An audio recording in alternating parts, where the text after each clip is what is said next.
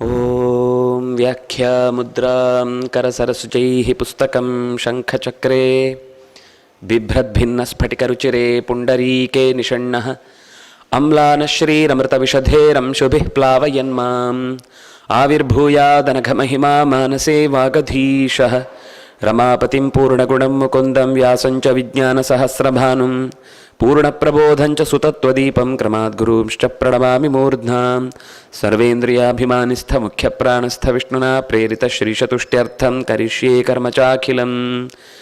ಓಂ ವಾಲ್ಮೀಕಿರ್ಗೌಃ ಪುನೀಯಾನ್ನಃ ಮಹೀಧರಪದಾಶ್ರಯ ಯದ್ದುಗ್ಧಮುಪಜೀವಂತಿ ಕವಯಸ್ತರಣಕಾ ಇವ ಸ್ವಸ್ತ್ಯಸ್ತು ಸತಾಂ. ಹರಿ ಓಂ. ಅಯೋಧ್ಯಾಕಾಂಡದ 86ನೆಯ ಅಧ್ಯಾಯದ ಭಾಗದಲ್ಲಿ ಗುಹ ಭರತನ ಸೇನೆ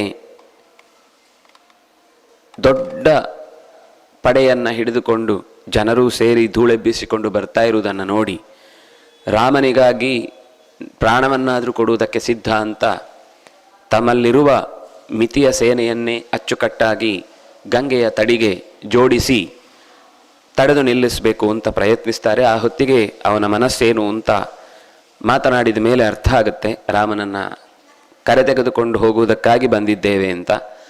ಅಚ್ಚರಿಯಿಂದ ಮತ್ತು ಬಹಳ ಮೆಚ್ಚಿಕೊಂಡು ಅವನನ್ನು ಆರಾಧಿಸ್ತಾನೆ, ಆತಿಥ್ಯವನ್ನು ಮಾಡ್ತಾನೆ.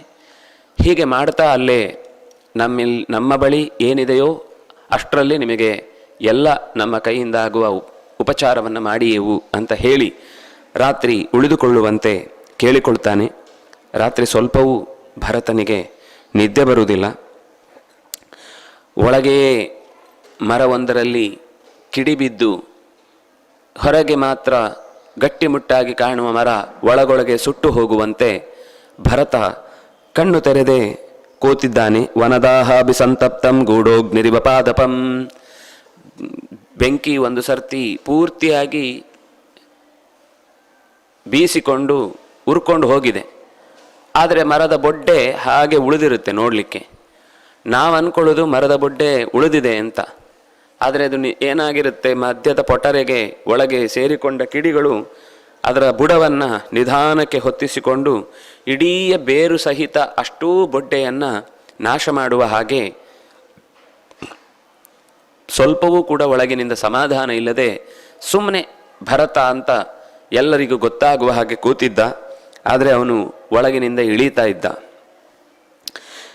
ಯಥಾ ಸೂರ್ಯಾಂಶು ಸಂತಪ್ತಃ ಹಿಮವಾನ್ ಪ್ರಸೃತೋ ಹಿಮಂ. ವ್ಯಾಪಿಸಿಕೊಂಡ ದೊಡ್ಡದಾದ ಹಿಮಗಿರಿ ಸೂರ್ಯನ ಕಿರಣಗಳಿಗೆ ಜಾರಿ ಕರಗುತ್ತಾ ಸಾಗುವಂತೆ ಸಾಗುತ್ತಾ ಬಂದ. ಪ್ರಮೋಹಾನಂತ ಸತ್ವೇನ ಸಂತಾಪೌಷಧಿವೇಣುನ ಆಕ್ರಾಂತೋ ದುಃಖ ಶೈಲೇನ ಮಹತಾ ಕೈಕೇಯಿ ಸುತಃ. ಕೈಕೇಯಿಯ ಮಗನಾದ ಭರತ ದುಃಖದ ಬೆಟ್ಟವನ್ನೇ ಹೊತ್ತುಕೊಂಡು ನಿಂತಿದ್ದ. ಈ ಹೊತ್ತಿಗೆ ಅಲ್ಲಿಗೆ ಗುಹ ಬಂದ. ಗುಹನನ್ನು ಮಾತನಾಡಿಸ್ತಾನೆ. ಆಗ ಕೇಳ್ತಾನೆ, ಲಕ್ಷ್ಮಣ ಮತ್ತು ರಾಮ ಎಲ್ಲಿದ್ರು? ಲಕ್ಷ್ಮಣ ಏನು ಮಾಡ್ತಿದ್ದ? ಆಚಚಕ್ಷೇತ ಸದ್ಭಾವಂ ಲಕ್ಷ್ಮಣಸ್ಯ ಮಹಾತ್ಮನಃ. ಲಕ್ಷ್ಮಣ ಇಲ್ಲಿ ಯಾವ ರೀತಿ ನಡ್ಕೊಂಡ? ಆಗ ಗುಹ ಅವನಿಗೆ ಲಕ್ಷ್ಮಣ ಇದ್ದ ರೀತಿಯನ್ನು ಹೇಳ್ತಾ, ರಾತ್ರಿಯೆಲ್ಲ ಎದ್ದಿರ್ತಿದ್ದ, ತಾನೂ ಕೈಯಲ್ಲಿ ಖಡ್ಗ ಚರ್ಮವನ್ನು ಹಿಡಿದುಕೊಂಡು ಕೂತಿದ್ದಾನೆ ಭರತ. ಅದೇ ರೀತಿ ಗುಹನೂ ಕೂತು ಲಕ್ಷ್ಮಣನ ಹತ್ರ ತಾನು ಮಾತನಾಡಿದ್ದನ್ನು ಹೇಳ್ತಾನೆ. ಭ್ರಾತೃಗುಪ್ತ್ಯತ್ತಮತ್ಯಂತಂ ಅಹಂ ಲಕ್ಷ್ಮಣಮಬ್ರುವಂ. ಒಂದು ಕ್ಷಣವೂ ಕಣ್ಣು ಮಿಟುಕಿಸದೆ ಹಾಗೆಯೇ ಕುಳಿತಿದ್ದಂತಹ ಲಕ್ಷ್ಮಣನನ್ನು ನಾನು ರಾತ್ರಿಯ ಹೊತ್ತು ಹೋಗಿ ಮಾತನಾಡಿಸಿ ಕೇಳಿದೆ. ಮಲಗು, ಇಯಂ ತಾತ ಸುಖಾಶಯ್ಯ ತ್ವದರ್ಥಮುಪಕಲ್ಪಿತ. ಇಯಂ ಈ ಶಯ್ಯ ಹಾಸಿಗೆ ನಿನಗೋಸ್ಕರ ಮಲಗುವುದಕ್ಕಾಗಿ ಸಿದ್ಧಗೊಂಡಿರುವಂಥದ್ದು. ನೀನು ಎಚ್ಚರ ಇದ್ದು ಕಷ್ಟಪಡಬೇಕಾದದ್ದಿಲ್ಲ ಲಕ್ಷ್ಮಣ. ನಾವು ರಾತ್ರಿಯೆಲ್ಲ ಕಾಯ್ತೇವೆ, ನಮ್ಮ ಸೈನಿಕರು ಜೊತೆಗಿದ್ದಾರೆ, ಆಯುಧಗಳನ್ನು ಹಿಡಿದವರು. ಅವರಿಗೆ ಇದೆಲ್ಲ ತುಂಬ ಇಷ್ಟ. ಪ್ರತ್ಯಾಶ್ವಸಿ ಶೇಶ್ವಸ್ಯಾಂ ಸುಖಂ ರಾಘವನಂದನ. ನಮ್ಮನ್ನ ನಂಬಬಹುದು ಲಕ್ಷ್ಮಣ, ನಾವು ಜೀವವನ್ನು ಕೊಡಲಿಕ್ಕೂ ಸಿದ್ಧ ಇದ್ದೇವೆ, ನೀನು ಕಾತರ ಪಡಬೇಕಾದ ಅಗತ್ಯ ಇಲ್ಲ. ಉಚಿತೋಯಂ ಜನಃ ಸರ್ವೋ ದುಃಖಾನಾಂ ತ್ವಂ ಸುಖೋಚಿತಃ ಧರ್ಮಾತ್ಮನ್ ತಸ್ಯ ಗುಪ್ತ್ಯರ್ಥಂ ಜಾಗರಿಷ್ಯಾಮಹೇ ವಯಂ. ನೀನು ಕೂಡ ಎದ್ದಿರುವುದನ್ನು ತಪ್ಪು ಅಂತ ಹೇಳ್ತಾ ಇಲ್ಲ, ಆದರೆ ನಿನಗೂ ಒಂದು ದಿವಸ ಆದರೂ ಮುಂದೆ ಈ ಕಾರ್ಯವನ್ನು ನೀನು ನಿರಂತರ ಮಾಡಲಿಕ್ಕಿದ್ದೇ ಇದೆ. ಈಗಾದರೂ ಒಂದು ದಿವಸ ನಿನಗೆ ಒಂದು ವಿಶ್ರಾಂತಿ ಸಿಗಲಿ, ಇವರೆಲ್ಲ ಸುಖವಾಗಿರಬೇಕು ಅಂತ ನೀನು ದುಃಖ ಪಡ್ತಾ ಇದ್ದಿ ರಾತ್ರಿಯೆಲ್ಲ ಎದ್ದು. ಹೇ ಧರ್ಮಾತ್ಮನ್, ಗುಪ್ತ್ಯರ್ಥಂ, ರಕ್ಷಣೆಗೋಸ್ಕರ ಕಾವಲಾಗಿ ನಮ್ಮ ಪಾಳಿಯನ್ನ ರಾತ್ರಿ ನಾವು ನಡೆಸ್ತೇವೆ, ನೀನು ಮಲಗು. ಯಾಕೆಂದ್ರೆ ನಹಿ ರಾಮಾತ್ ಪ್ರಿಯತರೋ ಮಮಾಸ್ತಿ ಭುವಿ ಕಶ್ಚನ. ರಾಮನಿಗಿಂತ ಪ್ರಿಯವಾದ ವಸ್ತು ನನಗೆ ಜಗತ್ತಿನಲ್ಲಿಲ್ಲ. ಹಾಗಾಗಿ ಅವನ ರಕ್ಷಣೆಯ ವಿಷಯದಲ್ಲಿ ಒಂದಿನಿತೂ ನಾವು ಹೊಂದಾಣಿಕೆ ಮಾಡಿಕೊಳ್ಳುವುದು ಅಂತಿಲ್ಲ. ಅದರಿಂದಾಗಿ ನೀನು ನಿರ್ಭಯವಾಗಿ ಮೋತ್ಸುಕೋ ಭೂತ್ ಬ್ರವೀಮ್ಯೇತತ್ ಅಪ್ಯಸತ್ಯಂ ತವಾಗ್ರತಃ.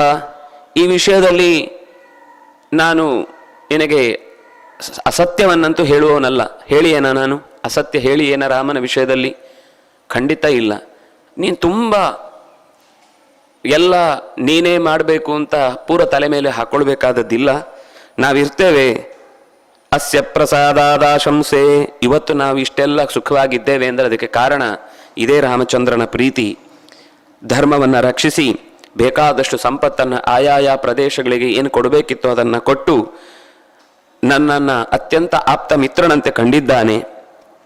ಇಂತಹ ನಿನ್ನ ಅಣ್ಣ ನನಗೆ ಮಿತ್ರ, ಸೀತೆ ಇಬ್ಬರೂ ಕೂಡ ಬರೀ ನೆಲದ ಮೇಲೆ ಮಲಗಿದ್ದಾರೆ. ನಾನು ಧನುಷ್ಪಾಣಿಯಾಗಿ ಇಲ್ಲೇ ಹೊರಗಡೆ ಕಾವಲಿದ್ದು ಎಲ್ಲವನ್ನೂ ನಿನ್ನ ಬಂಧುಗಳ ಜೊತೆಗೆ ನಿನ್ನನ್ನು ಸೇರಿಸಿ ರಕ್ಷಣೆ ಮಾಡುತ್ತೇನೆ, ನೀನು ಯೋಚಿಸಬೇಕಾದದ್ದಿಲ್ಲ. ನನ್ನ ಬಂಧುಗಳೆಲ್ಲರೂ ಇದಕ್ಕೋಸ್ಕರ ರಾತ್ರಿ ನಿದ್ದೆಗೆಡುತ್ತಾರೆ. ಹೀಗೆ ನಿನ್ನ ಕಾಳಜಿಯಿಂದ ನಾನು ಹೇಳ್ತಾ ಇದ್ದೇನೆ. ನಮ್ಮ ಚತುರಂಗ ಬಲ ಅಂದರೆ ನಮ್ಮ ವ್ಯವಸ್ಥೆಯಲ್ಲಿ ಏನೇನು ಸೈನ್ಯ ಇದೆಯೋ ಅದೆಲ್ಲವೂ ಕೂಡ ನಿನಗಾಗಿ ಇದೆ ಅಂತ ನಾನು ಇಷ್ಟು ಹೇಳಿದಾಗಲೂ ಅನುನೀತಾ ವಯಂ ಸರ್ವೇ ಧರ್ಮಮೇವಾನುಪಶ್ಯತ, ಅಷ್ಟು ಹೇಳಿದಾಗಲೂ ಆಗ ಅವನನ್ನು ರಕ್ಷಣೆ ಮಾಡುತ್ತೇನೆ, ನಿಮ್ಮೇಲೆ ನಂಬಿಕೆ ಇಲ್ಲ ಅನ್ನುವ ಮಾತಿಗೋಸ್ಕರ ನಾನು ಬರೀ ಕಾವಲು ಕೂತಿರುವುದಲ್ಲ. ಹೇಗೆ ಅವರಿಬ್ಬರು ನೆಲದಲ್ಲಿ ಮಲಗಿದ್ದನ್ನು ನೋಡಿ ನಾನು ಕೂಡ ನೆಲದಲ್ಲಿ ಆರಾಮವಾಗಿ ಮಲಗಲಿಕ್ಕೆ ಸಾಧ್ಯವಾಗುತ್ತೆ. ಅವರಿಬ್ಬರನ್ನು ಈಗ ಇವತ್ತು ನೀವಿದ್ರೂ ಕೂಡ ನಾಳೆ ಮತ್ತೆ ನಾನು ಎದ್ದಿರಲೇಬೇಕಲ್ಲ. ಇವತ್ತು ನಿದ್ದೆ ಬಂತು ಅಂತ ನಾಳೆನೂ ನನಗೆ ನಿದ್ದೆ ಬರುವ ಸ್ಥಿತಿ ಆದರೆ ಅಭ್ಯಾಸ ಅನ್ನೋದನ್ನು ಯಾವಾಗಲೂ ಕೂಡ ಮಧ್ಯದಲ್ಲೂ ಕೂಡ ಬಿಡಬಾರದು. ಶಕ್ಯ ನಿದ್ರಾಮಯ ಲಬ್ಧುಂ ಜೀವಿತಂ ವಾ ಸುಖಾನಿವ. ಯಾವತ್ತಾದರೂ ನನಗೆ ಅವರು ವಿಶ್ರಾಂತಿಯನ್ನು ಪಡಿಬೇಕು ಅಂತ ಬಯಸಿ ನಾನು ಅವರನ್ನು ನೆಲದಲ್ಲಿ ಬಿಟ್ಟಿರುವಾಗ, ಮೇಲಂತೂ ಮಲಗುವುದಿಲ್ಲ, ಬಿಟ್ಟಿರುವಾಗ ನನಗೆ ಹೇಗೆ ತಾನೇ ನಿದ್ದೆ ಬಂದೀತು. ಮಲಗಿ ನಿದ್ರಿಸದೆ ಸುಮ್ಮನೆ ಕಣ್ಣು ಮುಚ್ಚಿ ಹೊರಳಾಡುವುದಕ್ಕಿಂತ ಕರ್ತವ್ಯವನ್ನು ಪಾಲಿಸಿದ ಕೆಲಸದಲ್ಲಾದರೂ ಕೂಡ ಪೂರ್ಣ ಪ್ರಮಾಣದಲ್ಲಿ ನನ್ನನ್ನು ನಾನು ತೊಡಗಿಸಿಕೊಳ್ಳುವುದರಲ್ಲಿ ಹೆಚ್ಚು ಅರ್ಥ ಇದೆ. ಯೋ ನ ದೇವಾಸುರೈ ಸರ್ವೈ ಶಕ್ಯ ಪ್ರಸಹಿತುಂ ಯುಧಿ ತಂ ಪಶ್ಯ ಗುಹ ಸಂವಿಷ್ಟಂ ತೃಣೇಶು ಸಹ ಸೀತೆಯ. ದೇವತೆಗಳ ಜೊತೆಗೆ ದಾನವರ ಜೊತೆಗೆ ಯುದ್ಧ ಮಾಡಿ ಸೈ ಅನಿಸಿಕೊಂಡಂತಹ ಶಸ್ತ್ರವಿದ್ಯೆಗಳನ್ನು ಅಸ್ತ್ರವಿದ್ಯೆಗಳನ್ನು ಚೆನ್ನಾಗಿ ಬಲ್ಲ, ಇಡೀ ದೇಶದ ಪ್ರಜೆಗಳ ಎಲ್ಲರ ಹೃದಯದಲ್ಲಿ ಸದಾ ಮಂದಿರವನ್ನು ಕಟ್ಟಿಸಿಕೊಂಡ ಈ ರಾಮಚಂದ್ರ ಇವತ್ತು ಸೀತೆಯ ಜೊತೆಗೆ ಬರಿಯ ನೆಲದಲ್ಲಿ ಮಲಗಿದ್ದಾನೆ ಅಂತ ಅನ್ನೋದನ್ನು ನೋಡಲಿಕ್ಕೇನೆ ನನಗೆ ತುಂಬ ಕಷ್ಟ ಆಗುತ್ತೆ. ಹೇಗೆ ಮಲಗಿದ್ದಾನೆ ನೋಡು ನಿಶ್ಚಿಂತೆಯಿಂದ. ಇದು ದೊಡ್ಡವರು ಅಂದರೆ ಎಷ್ಟು ದೊಡ್ಡತನ ಇದ್ದಾಗಲೂ ತನ್ನ ಪ್ರತಿಷ್ಠೆಯನ್ನು ಬದಿಗಿಟ್ಟು ಎಲ್ಲಿ ಯಾವತ್ತು ಹೇಗೆ ವ್ಯವಸ್ಥೆ ಒದಗುತ್ತೋ ಅಲ್ಲಿ ಅಂಥದ್ದೇ ವ್ಯವಸ್ಥೆಗೆ ಒಗ್ಗಿಕೊಳ್ಳುವಂತಹ ಈ ರಾಮಚಂದ್ರನ ಗುಣ. ಇಡೀ ಮೇದಿನೀಪತಿಯಾದವನು ಬರೀ ಮೇದಿನಿಯಲ್ಲೇ ಮಲಗಿ ತನ್ನ ನಿತ್ಯದ ಕೈಂಕರ್ಯವನ್ನು ಮುಗಿಸ್ತಾ ಇದ್ದಾನೆ.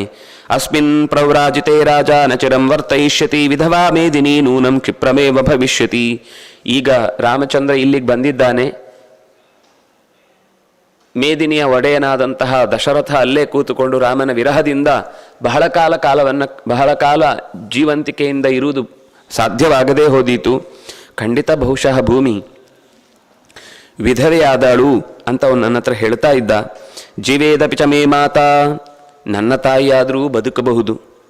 ಯಾಕೆಂದರೆ ಶತ್ರುಘ್ನ ಇದ್ದಾನೆ, ಕನಿಷ್ಠ ಪಕ್ಷ ಸಮಾಧಾನ ಮಾಡಲಿಕ್ಕೆ ಅವನು ಇರ್ತಾನೆ. ಅದರಿಂದಾಗಿ ಅವನಿಂದ ಸಾಂತ್ವನವನ್ನು ಪಡೆದು ಜೀವಿಸ್ತಾಳೆ. ಆದರೆ ರಾಮನ ತಾಯಿ ನನ್ನ ತಾಯಿ ಅಂತ ನಾನು ಬಿಡಿಸಿ ಹೇಳಬೇಕಾಗಿಲ್ಲ.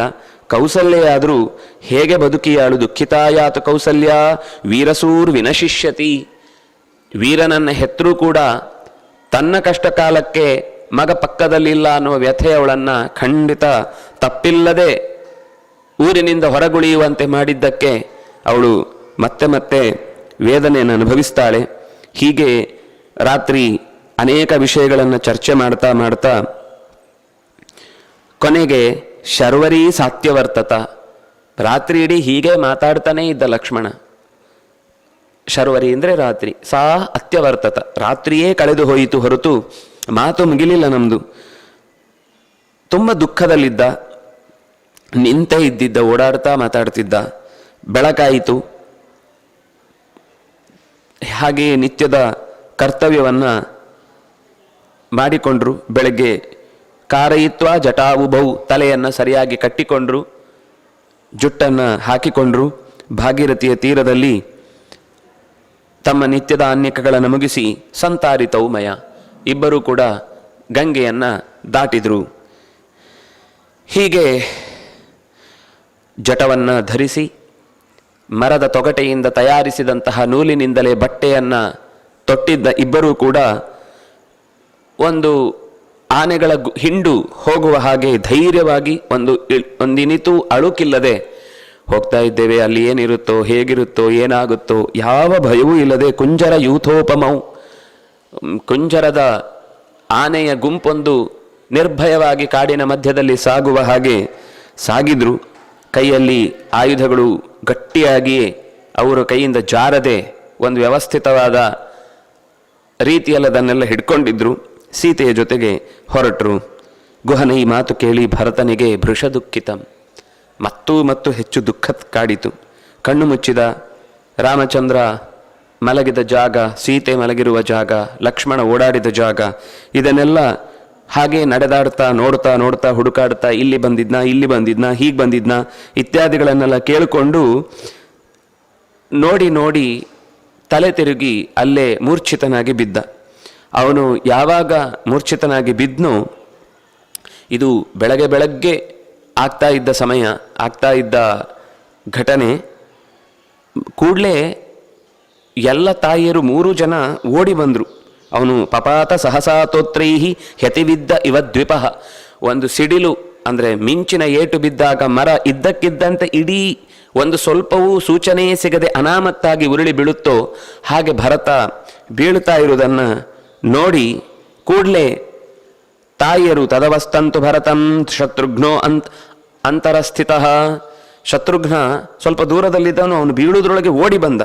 ಅವನು ಓಡ್ತಾ ಇರುವುದನ್ನು ನೋಡಿ ಉಳಿದ ತಾಯಿಯರು ಕೂಡ ಮಗ ಬೀಳ್ತಾ ಇರುವುದನ್ನು ನೋಡಿ ಕೌಸಲ್ಯೆ, ಸುಮಿತ್ರೆ, ಕೈಕೇಯಿ 3 ಜನ ಓಡಿ ಬಂದರು. ಉಪವಾಸ ಕೃಷಾಧೀನ, ಅವನ ಆಹಾರವನ್ನು ಸರಿ ಸ್ವೀಕರಿಸಿರಲಿಲ್ಲ. ಭರ್ತೃ ವ್ಯಸನಕರ್ಷಿತ, ಗಂಡನನ್ನು ಕಳೆದುಕೊಂಡ ವ್ಯಥೆಯಿಂದಲೇ ನಿತ್ಯದ ಉಸಿರನ್ನು ಕಳೀತಾ ಇದ್ದವರು. ಸರ್ವಾಹ ಸಮಾಪೇತು, ಎಲ್ಲರೂ ಓಡಿ ಬಂದು ರುದಂತ್ಯ ಪರಿವಾರಯನ್, ಎಲ್ಲರೂ ಅಳುತ್ತಾ ಗುಂಪುಗೂಡಿ ಭರತನ ಹತ್ತಿರಕ್ಕೆ ಬಂದರು. ಕೌಸಲ್ಯೆ ಆತನನ್ನು ಅನುಸೃತ್ಯ ಅವನನ್ನು ತೊಡೆಯ ಮೇಲೆ ಇರಿಸಿಕೊಂಡು ತುಂಬ ಗಟ್ಟಿಯಾಗಿ ಅಪ್ಪಿಕೊಂಡ್ಲು. ಅಳಬೇಡ ಮಗು ಅಂತ ಭರತನನ್ನು, ಯಾಕೆಂದರೆ ರಾಮನ ಬಗ್ಗೆ ಅವನಿಗಿದ್ದ ಪ್ರೀತಿಯನ್ನು ನೋಡಿದಾಗ ರಾಮನೇ ಭರತನಲ್ಲಿ ಕಾಣಿಸಿದಂತೆ ಅವಳು ಆ ಪ್ರೀತಿಯನ್ನು ಸೂಸಿದ್ಲು. ಹೀಗೆ ವತ್ಸಳಲಾದಂತಹ ತನ್ನ ಮಗನೇ ಇದು ಬೇರೆ ಅಲ್ಲ ಅಂತ ಅನ್ನೋದು ಅವಳ ಮನಸ್ಸಿನಲ್ಲಿತ್ತು. ಅದನ್ನೇ ವತ್ಸಲ ಸ್ವಂ ಯಥಾವತ್ಸಂ ಉಪಗುಹ್ಯ ತಪಸ್ವಿನಿ, ತನ್ನದೇ ಮಗು ಇದು ಅಂತ ಪ್ರೀತಿಯಿಂದ ಅವನನ್ನು ಅಪ್ಪಿಕೊಂಡು ಸಮಾಧಾನ ಮಾಡ್ತಾಳೆ. ಪುತ್ರವ್ಯಾಧಿರ್ನತೆ ಕಶ್ಚಿತ್, ನಿನಗೆ ಯಾವುದೇ ರೋಗ ಬಂದಿಲ್ಲ ತಾನೆ, ವ್ಯಾಧಿ ತೊಂದರೆ ಆಗಿಲ್ಲ ತಾನೆ, ಏನಂದ್ರು ನೀನು ಅಲ್ಲಿ ತನಕ ಕರ್ಕೊಂಡು ಹೋಗಿ ಈ ಸೇನೆಯನ್ನು ಸರಿಯಾಗಿ ಮುಂದುವರಿಸುವುದಕ್ಕೆ ನೀನು ಅರ್ಹನಾಗಿರಬೇಕು. ತುಂಬ ವ್ಯಥೆಪಟ್ಟು ಆರೋಗ್ಯ ಹಾಳು ಮಾಡಿಕೊಳ್ಬೇಡ. ಪರಿಪಪ್ರಚ್ಛ ಭರತ ಮೃದಂತಿ ಶೋಕಲಾಲಸ, ನೀನು ಈ ರೀತಿ ವ್ಯಥೆ ಪಡುವುದು, ಅಣ್ಣನಿಗಾಗಿ ಮರುಗುವುದನ್ನು ನನಗೆ ನೋಡ್ಲಿಕ್ಕೆ ಆಗ್ತಾ ಇಲ್ಲ, ತುಂಬ ದುಃಖ ಆಗ್ತಾ ಇದೆ, ಅಳಬೇಡ, ಸಮಾಧಾನ ಪಟ್ಟುಕೋ. ನೀನಿರಬೇಕು ಕಚ್ಚಿನ್ನು ಲಕ್ಷ್ಮಣೀ ಪುತ್ರ ಶ್ರುತಂತೆ ಕಿಂಚಿದ ಅಪ್ರಿಯಂ. ಲಕ್ಷ್ಮಣನಿಗೆ ಗೊತ್ತಾದರೆ ನೀನು ಹೀಗೆ ದುಃಖ ಪಡ್ತಾ ಇರೋದು, ನಿನಗೆ ತೊಂದರೆ ಆಗಿರೋದು ನೋಡಿದರೆ ಅವನು ತುಂಬ ದುಃಖ ಪಡ್ತಾನೆ, ರಾಮನೂ ಕಷ್ಟಪಡ್ತಾನೆ. ಹಾಗಾಗಿ ಈ ಶತ್ರುಘ್ನಿಗಾದರೂ ಲಕ್ಷ್ಮಣನಿಗಾದರೂ ಏನಾದರೂ ಒಂದು ತೊಂದರೆ ಆದರೂ ಒಬ್ರಿಗೆ ಸಮಾಧಾನ ಮಾಡಲಿಕ್ಕೆ ಇನ್ನೊಬ್ಬರಿದ್ದಾರೆ. ಆದರೆ ನಿನ್ನನ್ನು ಕಳ್ಕೊಂಡ್ರೆ ಸಮಾಧಾನ ಮಾಡಲಿಕ್ಕೆ ಯಾರೂ ಇರಲ್ಲ. ಹಾಗಾಗಿ ನೀನು ಧೈರ್ಯವಾಗಿರಬೇಕು, ನೀನು ಎಚ್ಚರಿಕೆಯಿಂದ ಇರಬೇಕು. ಅನ್ನ ಮುಚ್ಚಾವಚಂ ಭಕ್ಷಾಹ ಫಲಾನಿ ವಿವಿಧಾನಿ ಚ. ಕೇಳ್ತಾನೆ, ಏನೇನು ಮಾಡಿದ್ರು, ನನಗೆ ಹೊರಟ ಸಂಗತಿ ಹೇಳಿದ್ದಾಯಿತು, ಇನ್ನೇನೇನು ಮಾಡಿದ್ರು ಹೇಳು ಅಂತ ಗುಹನನ್ನು ಕೇಳಿದಾಗ ಅವನು ಹೇಳ್ತಾನೆ, ನಾವು ಬೇಕಾದಷ್ಟು ಅನ್ನ ಸಾಮಗ್ರಿಗಳನ್ನು ಮಾಡಿ ಇಟ್ಟಿದ್ವಿ, ಆದರೆ ರಾಮನಾಗಲಿ ಸೀತೆ ಆಗಲಿ ಅದರಲ್ಲಿ ಒಂದು ಚೂರು ಕೂಡ ಆಹಾರವನ್ನು ಸ್ವೀಕರಿಸಲಿಲ್ಲ. ಭಕ್ಷಾಹ ಫಲಾನಿ ವಿವಿಧಾನಿ ಚ. ಬಗೆ ಬಗೆಯ ಭಕ್ಷದ ವ್ಯವಸ್ಥೆ ಮಾಡಿದ್ವಿ, ಹಣ್ಣುಗಳನ್ನಿಟ್ಟಿದ್ವಿ, ಇದೆಲ್ಲವನ್ನು ಕೊಟ್ಟರೂ ಕೂಡ ರಾಮ ಸ್ವೀಕರಿಸಲಿಲ್ಲ. ತತ್ಸರ್ವಂ ಪ್ರತ್ಯನುಜ್ಞಾಸೀತ್ ರಾಮ ಸತ್ಯಪರಾಕ್ರಮ ನತು ತತ್ ಪ್ರತ್ಯಗೃಹ್ಣಾತ್ ಸಹ. ನೀನು ಕೊಟ್ಟಿದ್ದಿ, ನಾನು ಮುಟ್ಟಿದ್ದೇನೆ, ಇದನ್ನು ನೀವೆಲ್ಲರೂ ಸ್ವೀಕರಿಸಿ. ನಿಮ್ಮ ಪ್ರೀತಿಯನ್ನು ನಾನು ಸ್ವೀಕರಿಸಲಿಲ್ಲ ಅಂತ ಅಂದ್ಕೊಳ್ಬೇಡಿ, ಇದನ್ನು ನೀವೆಲ್ಲರೂ ಪ್ರೀತಿಯಿಂದ ಹಂಚಿಕೊಂಡು ತಿನ್ನಿ. ಆದರೆ ನಾನು ವನದಲ್ಲಿ ವನವಾಸ ಅಂತಂದಾಗ ಇಲ್ಲಿಯ ವ್ರತ ಹೇಗಿರಬೇಕು ಅಂತಂದರೆ ಕೇವಲ ನಾವೇ ಸಿದ್ಧಪಡಿಸಿದ ಅನ್ನವನ್ನು ಕಾಡಿನಲ್ಲೇ ಸಹಜವಾಗಿ ಸಿಕ್ಕಿದ್ದನ್ನ ಅಂದರೆ ಬೆಳೆಸಿ ತಂದಿಟ್ಟು ನಮಗೋಸ್ಕರ ಈ ಮರವನ್ನು ಬೆಳೆಸಿ ತಂದಿಟ್ಟದ್ರಲ್ಲಿ ನಾವು ಸ್ವೀಕರಿಸುವ ಹಾಗಿಲ್ಲ. ಕ್ಷತ್ರಧರ್ಮ ಮನುಸ್ಮರನ್, ಇನ್ನೊಬ್ಬರಿಂದ ಸೀದಾ ಆಹಾರ ಬೇಕು ಅಂತ ಯೋಚನೆ ಮಾಡದೆ ಸ್ವೀಕರಿಸುವಂತಿಲ್ಲ, ನಾವೇ ಎಲ್ರಿಗೆ ಕೊಡಬೇಕಾದವರು. ಲಕ್ಷ್ಮಣೇನ ಸಮಾನೀತಂ ಪೀತ್ವಾವಾರಿ ಮಹಾಯಶಾಹ. ಗಂಗೆಯಿಂದ ತಂದ ನೀರನ್ನು ಸ್ವೀಕರಿಸಿದ ಹೊರತು ನಾವು ಕೊಟ್ಟ ಆಹಾರವನ್ನು ಸ್ವೀಕರಿಸಲಿಲ್ಲ. ಅಣ್ಣನ ಔಪವಾಸ್ಯಂ ತದಾಕರ್ಷೀತ್ ರಾಘವ ಸಹ ಸೀತೆಯ. ನಾವು ಒಂದು ಕಡೆ ನೆಲೆಯಾಗಿ ನಾವೇ ಬೇಕಾದ್ದನ್ನು ಮಾಡಿಕೊಳ್ಳುವ ತನಕ ಉಪವಾಸವೇ ಇರುವುದು ಸರಿ ಅಂತ ಭಾವಿಸಿ ನೀರು ಕುಡಿದು ಹೊರಟ ಹೊರತು ಮಾತಿಗೂ ಕೂಡ ವಾಗ್ಯತಾಸ್ತೆ ತ್ರಯಸ್ಕಂಧೆ. 3 ಜನ ಮಾತಿಗೂ ಹೆಚ್ಚು ಅನಗತ್ಯವಾದ ವಿಷಯಗಳನ್ನೇನು ಮಾತಾಡ್ತಿರಲಿಲ್ಲ. ಸಂಧ್ಯಾಂ ಉಪಾಸೀತ ಸಂಹಿತಾ. ಸಂಧ್ಯೆಯ ಕಾಲದ ಆಚರಣೆಯನ್ನು ಕೃತ್ಯವನ್ನು ಮುಗಿಸಿ ಸೌಮಿತ್ರಿ ಅಣ್ಣ ಕುಡಿದು ಉಳಿದ ನೀರಿನಲ್ಲಿ ಮಧ್ಯಾಹ್ನದ ಹೊತ್ತು ಬಾಕಿ ನೀರನ್ನು ತಾನು ಅವಶೇಷವಾದ ಪ್ರಸಾದ ಅಂತ ಸ್ವೀಕರಿಸಿ ಶೇಷವನ್ನು ಸ್ವೀಕರಿಸಿ ಹಾಸಿದ ತೃಣಗಳ ಮೇಲೆ ರಾತ್ರಿ ಮಲಗುವುದಾಯಿತು. ಸ್ವಾಸ್ತರೇ ಸಹ ಸೀತೆಯ ಪ್ರಕ್ಷಾಲ್ಯ ಚ ತಯೋಪಾದವು. ರಾತ್ರಿ ಅವರು